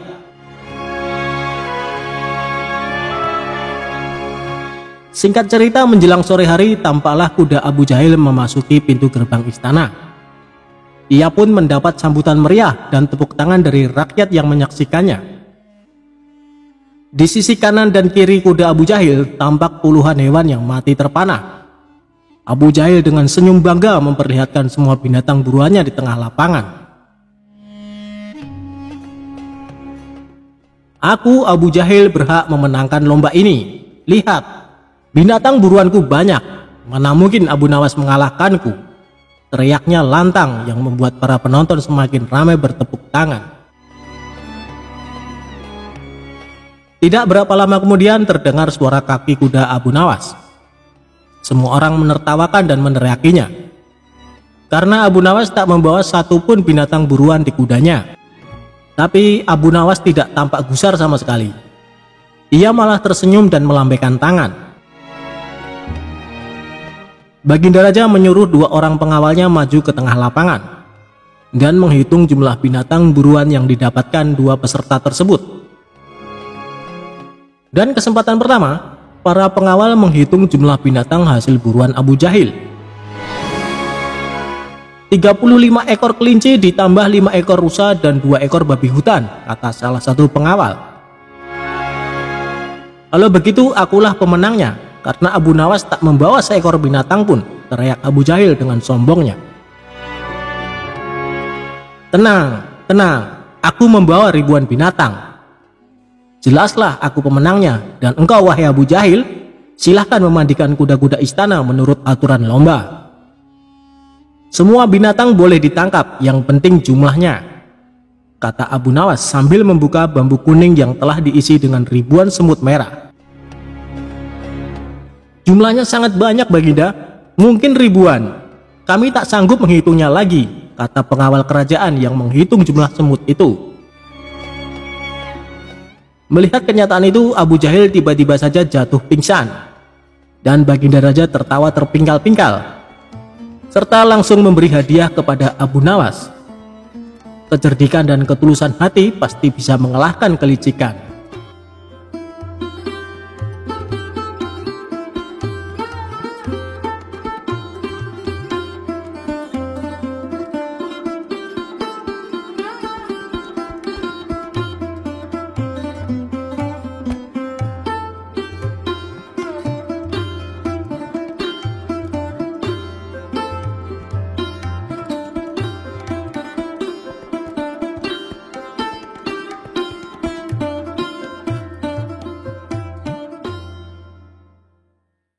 Karena seringnya gagal mengerjai Abu Nawas, Baginda Raja mulai putus asa.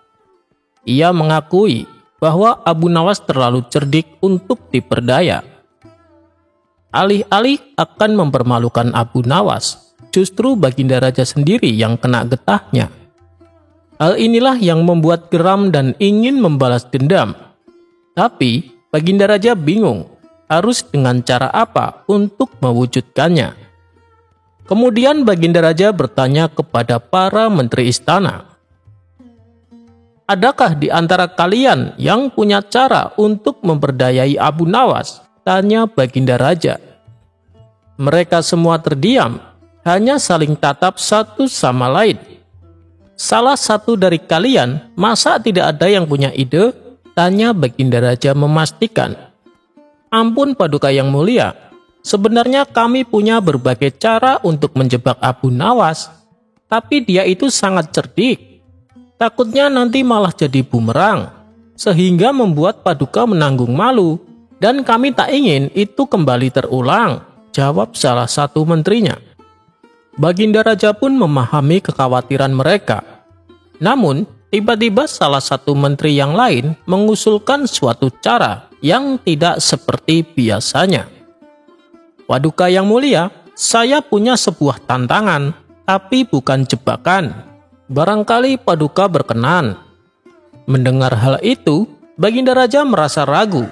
Apa kamu yakin tantanganmu bisa mengerjai Abu Nawas? Tanya Baginda Raja. Ini bukan jebakan, Paduka. Jadi, apa yang akan diperbuat Abu Nawas atas dasar kesadaran sendiri? Jawab sang menteri. Oh ya, coba beritahu aku, apa tantanganmu? Pinta Baginda Raja penasaran. Begini, Paduka yang mulia, kita tantang Abu Nawas mengikat sepatu di atas kepalanya. Kemudian suruh dia berkeliling kota, tapi syaratnya dia tidak boleh marah dan tidak boleh mengejek orang yang menertawakannya. Apabila berhasil, sebagai imbalannya, dia akan menerima hadiah 1.000 dinar, kata sang menteri menjelaskan. Lalu apa untungnya bagiku? Yang ada saya malah tekor 1.000 dinar, ujar Baginda Raja. Tentu saja ada untungnya, Paduka. Dengan cara seperti itu, Abu Nawas akan dipermalukan dan ditertawakan oleh semua orang. Pasti dia tidak akan kuat menahan emosinya. Manakala semua penduduk kota mengecek dan menertawakannya. Kalau dia sampai emosi atau membalas ejekan mereka, berarti Abu Nawas dianggap gagal. Dan atas kegagalannya, Paduka tak perlu menghukumnya, karena Abu Nawas sudah dipermalukan dan ditertawakan oleh orang-orang. Abu Nawas hanya tak berhak mendapatkan hadiahnya, kata sang menteri memberitahu. Saya sangat setuju dengan caramu. Ini sebuah ide yang sangat cemerlang.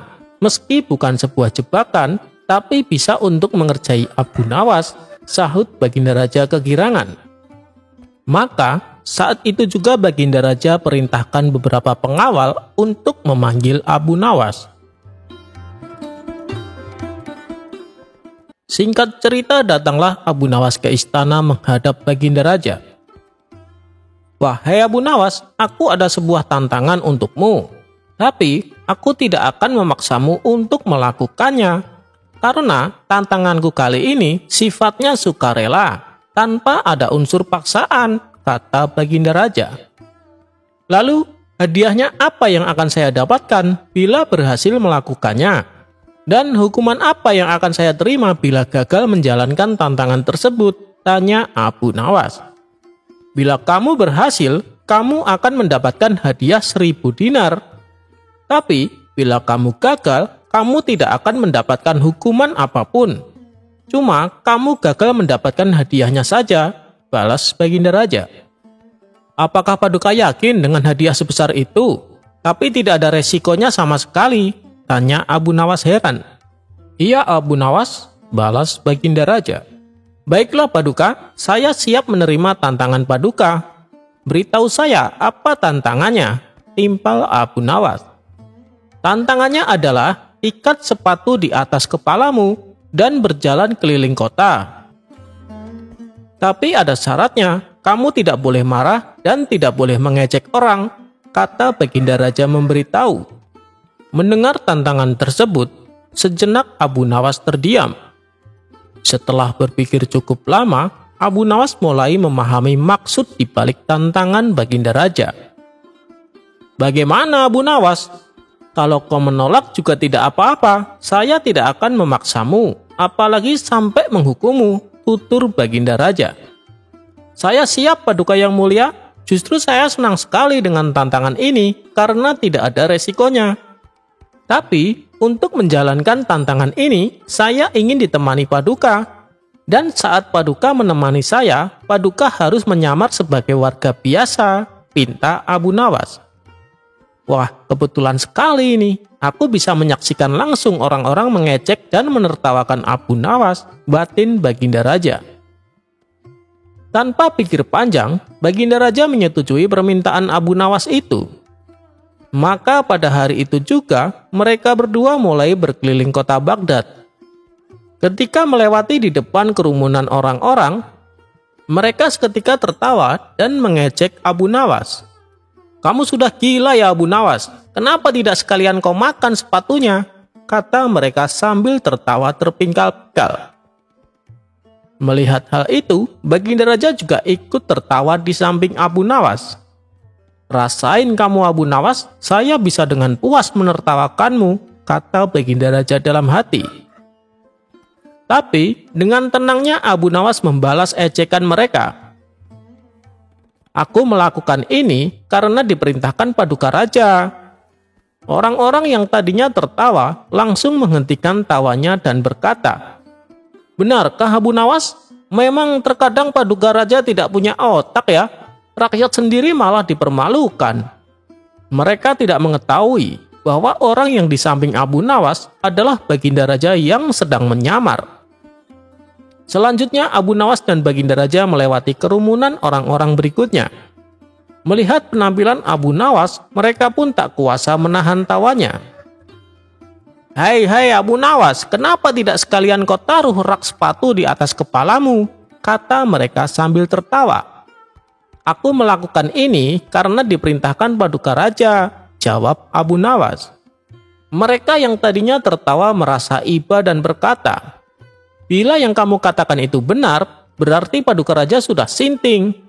Masa rakyatnya sendiri diperlakukan seperti ini?" ujar mereka. Begitulah seterusnya. Setiap kali Abu Nawas ditertawakan orang-orang, ia selalu membalas dengan jawaban yang sama. Sehingga orang-orang yang tadinya menertawakannya menjadi kasihan dan berganti menghujat Baginda Raja. Tak tahan terus-terusan mendengar cemoohan dan hujatan warga, Baginda Raja menjadi emosi. Ia pun mengatakan kepada Abu Nawas untuk menyudahi tantangan tersebut. "Tapi Paduka, kita kan belum masuk ke pasar. Di sana masih banyak orang-orang yang akan menertawakan saya," ledek Abu Nawas. "Cukup Abu Nawas, kita pulang saja sekarang," ucap Baginda Raja. Ternyata tidak mudah mengerjai Abu Nawas. Ia punya 1000 akal untuk membalikan keadaan. Untuk kesekian kalinya, Baginda Raja harus menanggung akibatnya. Orang-orang bukannya menertawakan Abu Nawas, mereka justru malah menghujat Baginda Raja. Akhirnya, Abu Nawas pulang dengan membawa hadiah uang 1000 dinar.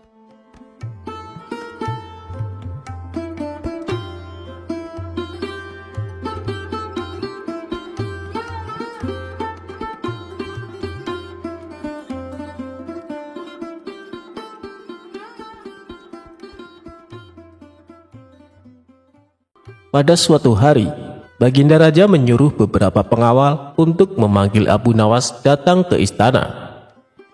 Dengan sigap, para pengawal langsung melaksanakan tugas yang diperintahkan Baginda Raja. "Tuan Abu, Anda diminta datang ke istana sekarang juga," perintah para pengawal istana. Abu Nawas yang sedang duduk santai merasa sedikit terganggu dengan perintah tersebut. "Apakah tidak bisa menunggu besok saja? Aku sedang malas keluar," tukas Abu Nawas. "Ini titah Paduka Raja, Tuan. Tuan Abu harus mematuhinya," balas si pengawal. Maka dengan berat hati Abu Nawas memenuhi panggilan Raja untuk datang ke istana.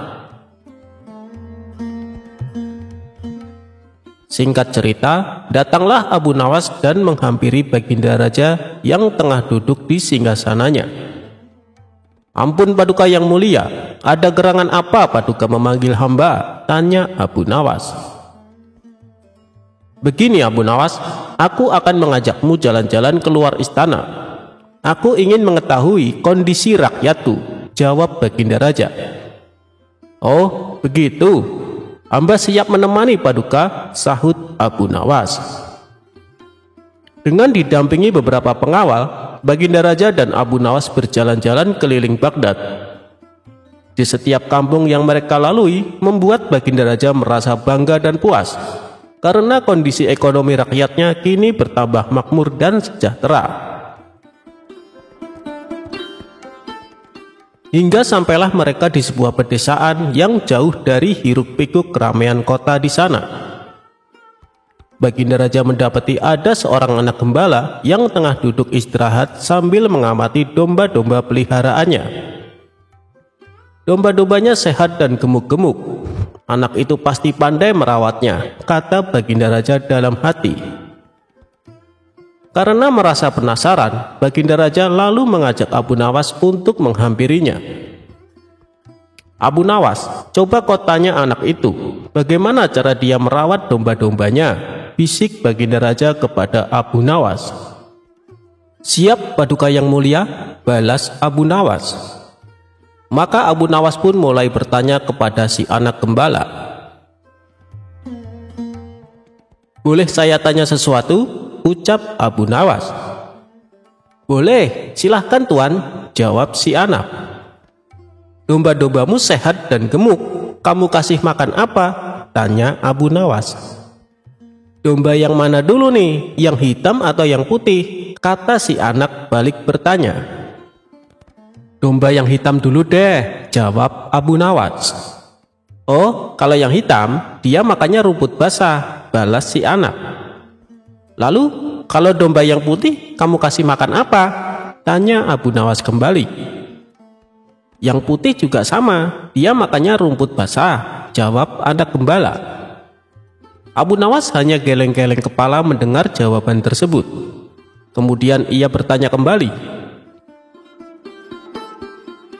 Domba-domba ini per tahunnya menghasilkan banyak bulu ya? Tanya Abu Nawas. Domba yang mana dulu, yang hitam atau yang putih? Balas si anak gembala. Dengan sedikit kesal, Abu Nawas berkata, yang hitam dulu deh. Oh, kalau yang hitam banyak, 10 kg per tahun, jawab si anak gembala. Lalu, kalau domba yang putih berapa kilogram per tahunnya? Tanya Abu Nawas penasaran. Yang putih juga sama tuan, jawab si anak gembala. Sementara Abu Nawas masih bisa menahan emosinya. Ia pun kembali bertanya, apakah domba-domba itu menghasilkan susu? Si anak gembala menjawab, domba yang mana duluan, yang hitam atau yang putih? Dengan nada kesal. Abu Nawas membalas, yang hitam dulu deh. Oh, kalau yang hitam, alhamdulillah, selalu menghasilkan susu tuan, jawab si anak gembala. Memangnya kalau yang putih tidak menghasilkan susu? Tanya Abu Nawas. Yang putih juga sama tuan, tiap bulan pasti menghasilkan susu, jawab si anak.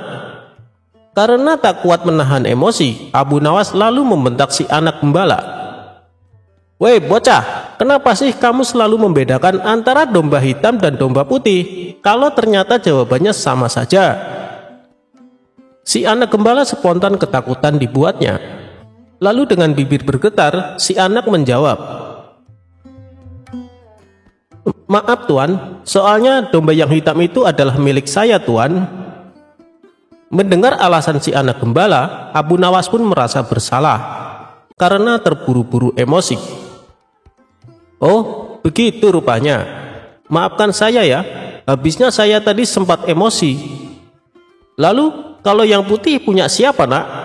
Tanya Abu Nawas penuh kelembutan. Yang putih juga milik saya tuan, jawab si anak. Seketika emosi Abu Nawas kembali memuncak. Ia pun memilih untuk meninggalkan si anak gembala. Dasar bocah sialan, gerutu Abu Nawas. Sementara Baginda Raja tertawa terpingkal-pingkal melihat kejadian tersebut.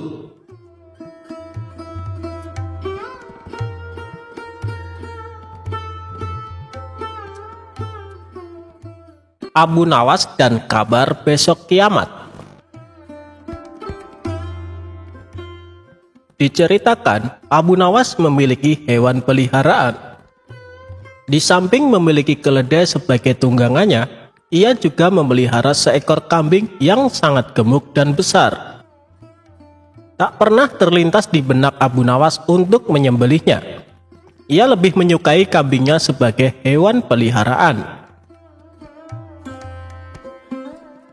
Pada suatu hari, kawan-kawan Abu Nawas datang berkunjung ke rumahnya. Saat memasuki halaman rumah, mereka melihat kambing peliharaan Abu Nawas yang diikat di samping rumah. Abu Nawas menyambut hangat kawan-kawannya itu, dan setelah mengobrol, salah satu kawannya berkata kepada Abu Nawas, "Kambing punyamu hebat sekali Abu Nawas, gemuk dan sehat. Bagaimana kalau kita berpesta dan sembelih saja kambing itu?" usul kawan lainnya. "Ya, aku setuju, dagingnya pasti enak dan lezat," timpal kawan satunya.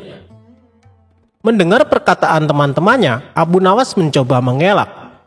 "Kambingku itu tidak terlalu gemuk, belum begitu besar," kata Abu Nawas beralasan. Bagaimanapun, Abu Nawas sangat menyayangi kambingnya. Ia tidak sampai hati kalau sampai disembelih. "Hei Abu Nawas, apa kamu tidak dengar kabar kalau besok akan kiamat? Kambingmu juga tidak akan bertambah gemuk," kata teman-temannya. "Ya Abu Nawas, besok akan kiamat, kita sembelih saja kambingnya," sahut yang lainnya. Mereka terus saja mendesak Abu Nawas agar bersedia kambing kesayangannya disembelih. Abu Nawas pun mulai kesal mendengar perkataan teman-temannya yang memaksa. "Baiklah, besok kita akan pesta di pantai. Daging kambingnya kita bakar dan kita makan sama-sama," tutur Abu Nawas. Keesokan harinya, Abu Nawas dan teman-temannya berangkat menuju sebuah pantai.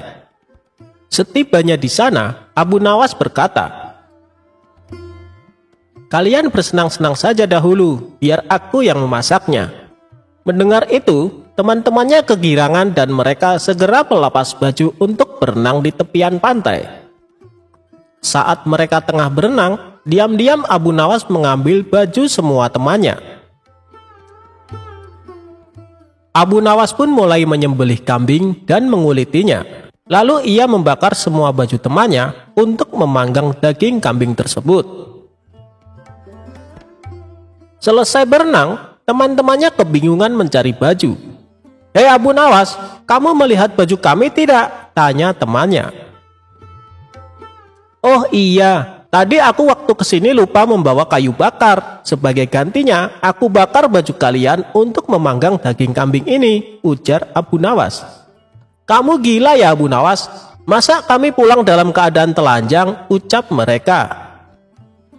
"Percayalah padaku, kalian sudah tidak akan membutuhkan baju, karena kata kalian hari ini akan kiamat bukan?" timpal Abu Nawas. Teman-temannya hanya bisa bengong mendengar jawaban Abu Nawas. Mereka tak mungkin memarahi Abu Nawas, karena yang dilakukan Abu Nawas akibat perkataan mereka sendiri. Setelah selesai makan, mereka terpaksa pulang tanpa memakai baju. Dan di sepanjang perjalanan, mereka ditertawakan oleh para warga yang melihatnya.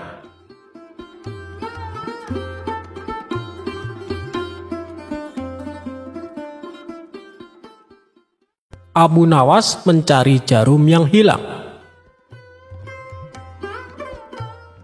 Alkisah, pada suatu hari, Abu Nawas mencari sesuatu di halaman rumahnya yang penuh dengan pasir. Ternyata Abu Nawas mencari jarum.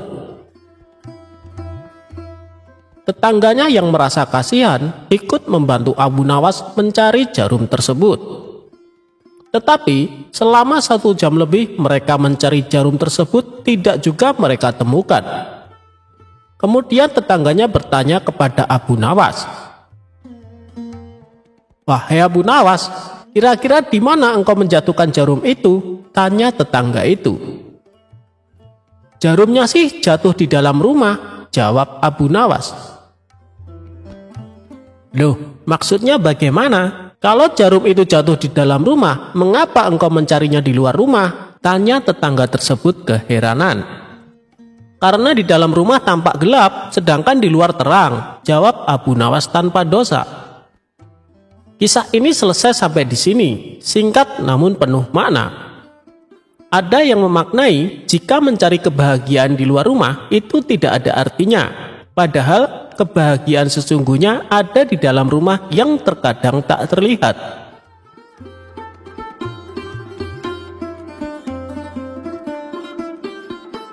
Abu Nawas masuk lubang kubur. Jangan sebut Abu Nawas jika ia tidak mampu mengatasi permasalahan yang dihadapi, walau terlihat tidak mungkin.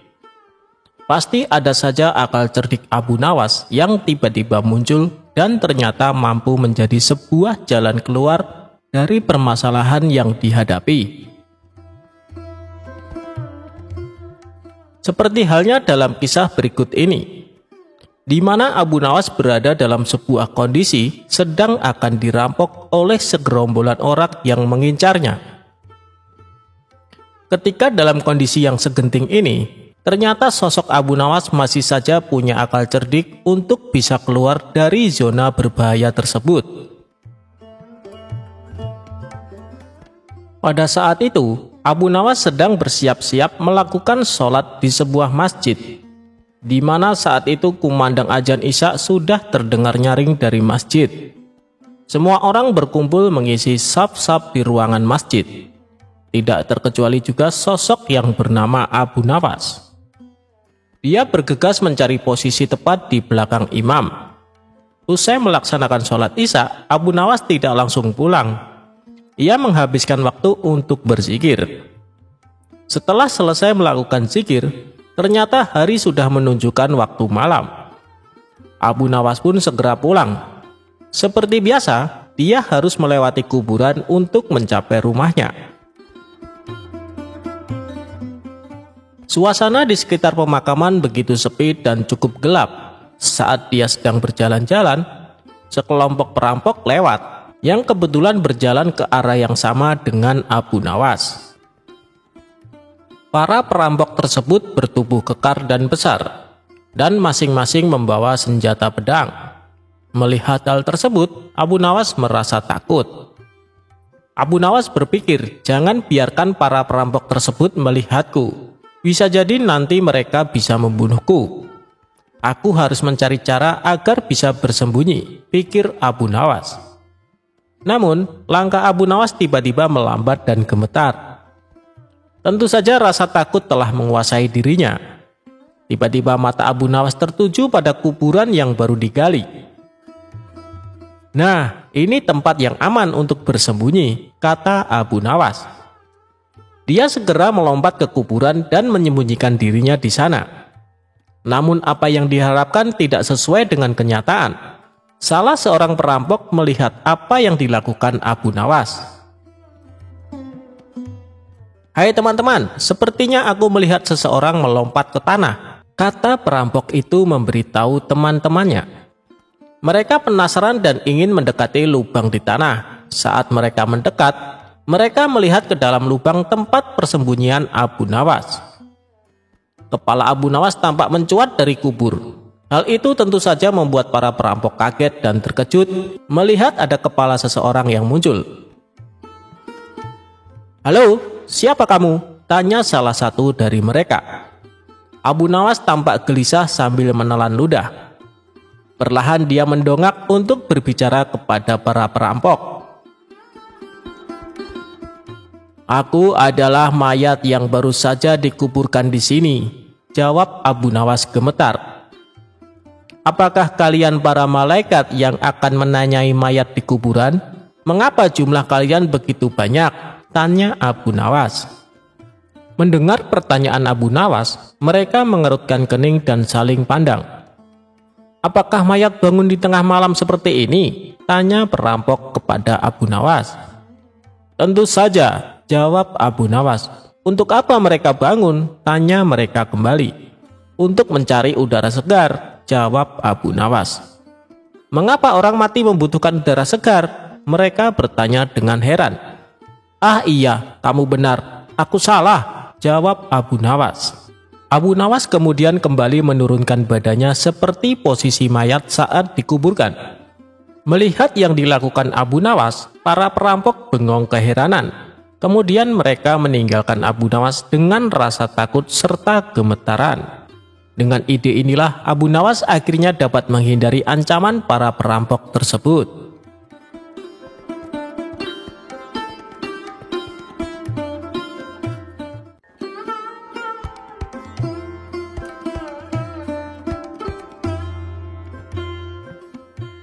Abu Nawas memang terkenal manusia cerdik, namun banyak juga yang tidak suka akan kecerdikannya.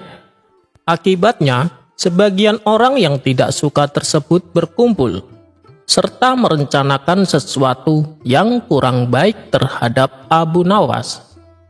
Dalam perkumpulan tersebut, akhirnya mereka bersepakat untuk membuat malu Abu Nawas di panggung. Nantinya, mereka akan mengundang Abu Nawas untuk bercerita tentang tema yang tidak mungkin dipahaminya. Setelah sekelompok orang tersebut bertemu Abu Nawas, dengan terpaksa Abu Nawas menerima undangan tersebut. Ketika hendak memulai pidatonya, Abu Nawas terlebih dahulu bertanya pada orang-orang yang hadir. Pertanyaan Abu Nawas adalah, apakah mereka yang hadir paham apa yang akan dia ceritakan saat ini? Serentak masyarakat menjawab, mereka tidak mengetahui apa yang akan Abu Nawas ceritakan. Lalu Abu Nawas pun berkata, percuma dia akan berpidato, sedangkan masyarakat yang merasa pintar tidak paham. Lalu Abu Nawas pun turun dan pulang. Namun, sekelompok orang itu kembali mengundang Abu Nawas. Keesokan harinya kembalilah Abu Nawas naik panggung. Pertanyaan pun kembali Abu Nawas lontarkan. Namun saat ini, jawaban masyarakat berbeda. Mereka serentak menjawab paham dengan apa yang akan Abu Nawas ceritakan. Karena masyarakat sudah merasa paham, Abu Nawas pun kembali turun. Karena percuma bercerita jika yang hadir sudah paham. Kali ini kelompok orang tersebut kembali mengatur siasat. Ketika Abu Nawas bertanya, maka harus dibagi dua kelompok. Kelompok pertama menjawab paham, kemudian kelompok lainnya menjawab tidak paham. Setelah bersepakat, mereka kembali mendatangi rumah Abu Nawas untuk bersedia berpidato di hadapan mereka. Abu Nawas pun kembali menerima. Dia naik panggung dan pertanyaan itu kembali Abu Nawas lontarkan. Sebagian masyarakat menjawab paham, namun sebagian lagi menjawab tidak paham apa yang akan Abu Nawas ceritakan. Abu Nawas pun tak kehilangan ide. Dia meminta pada masyarakat yang paham untuk memberitahu yang belum paham. Akhirnya sekelompok orang yang berniat buruk itu sadar. Mereka mengakui kecerdasan Abu Nawas. Mereka pun menemui Abu Nawas dan bertanya, kenapa dia bisa selalu bertanya terlebih dahulu? Abu Nawas menjelaskan bahwa dia berfirasat bahwa mereka yang mengundang ada niat kurang baik. Mereka jelas-jelas sering berbeda paham. Namun kenapa harus meminta dirinya untuk berpidato? Terlebih, Abu Nawas makin heran ketika tema yang diminta tersebut tentang ilmu astronomi. Bagi Abu Nawas, dengan meminta bercerita tentang astronomi bukan hal gampang dan ada maksud lain dari orang-orang tersebut. Demikianlah kisah Abu Nawas membuat orang yang berniat tidak baik justru dibuat bingung olehnya.